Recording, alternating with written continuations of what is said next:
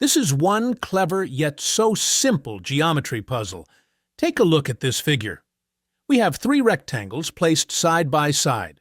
We know that the area of the rectangle on the left is 48, and the area of the rectangle on the right is 75. We are also given that the combined width of the left and middle rectangles is 11, while the combined width of the middle and right rectangles is 14.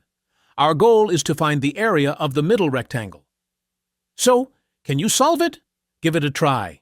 Okay, let's break it down together. It's a good idea to first find what these three shapes actually share in common. Look at their vertical alignment. Every single one of these rectangles shares the exact same height. Let's call this shared universal height, h. Once we define this common height, the entire puzzle begins to unlock. Because remember, the area of any rectangle is just its width multiplied by its height. That's where this fascinating ratio comes from. To make our lives easier and keep track of everything, let's give the individual widths of our three rectangles some names. We'll call the left width A, the middle width B, and the right width C. Now we can translate our visual clues into clean mathematical equations. We know from our green arrows that A plus B equals 11 and B plus C equals 14. What about the areas? Well, the left area is just its width times its height, so A times H equals 48. The right area is C times H equals 75. And the middle area we want to find is B times H. Look at how beautiful this layout is. We are trying to find the middle area. So, if we can just find a way to isolate B and H, the puzzle is completely busted wide open. So, let's use some clever substitution. Since 48 equals A times H, we can rewrite A as 48 over H. And since 75 equals C times H, we can rewrite C as 75 over H.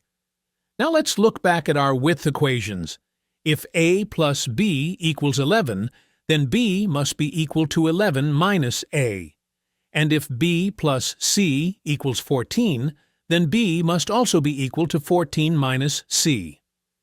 Now substitute our new expressions for A and C right into those equations. This gives us two entirely different formulas for our mystery width B. B equals 11 minus 48 over H, and B equals 14 minus 75 over H. Here comes the real magic. Since B is obviously equal to itself, we can set these two expressions completely equal to one another. 11 minus 48 over H equals 14 minus 75 over H. Look at that. We have successfully eliminated all the unknown widths, leaving us with just one equation and one single variable, the height h. Let's solve it smartly. We'll move the numbers to one side and the fractions to the other. 11 minus 14 gives us negative 3. On the right side, negative 75 over h plus 48 over h gives us negative 27 over h.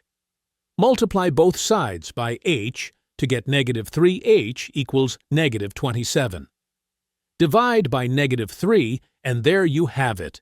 Our height h is exactly 9. Now that we know the height is 9, the remaining dominoes fall into place instantly. Let's find our widths.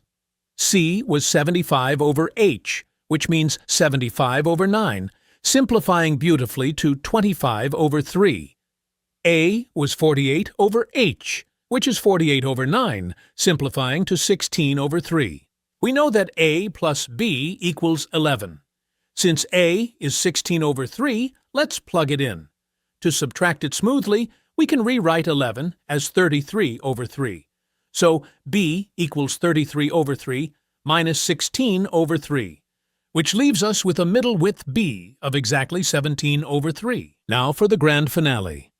The mystery middle area is just its width B times its height h. That means we multiply 17 over 3 by our height, which is 9. The 9 and the 3 simplify perfectly, leaving us with just 17 times 3, which gives us a final flawless answer of 51. Absolutely brilliant. The way all those fractional parts canceled out perfectly at the very end is just incredibly satisfying. Now, if you thought this puzzle was cool, I have a special challenge for you to try right now to see if you've truly mastered this trick. Take a look at this new setup on the screen. The left rectangle has an area of 72, and the right one has an area of 98. The top combined width is 15, and the bottom combined width is 19. Can you find the missing middle area using the exact same strategy we just learned?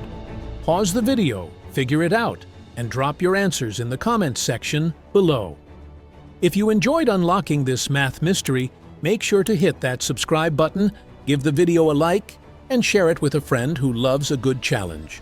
Always appreciated, and I'll see you in the next one.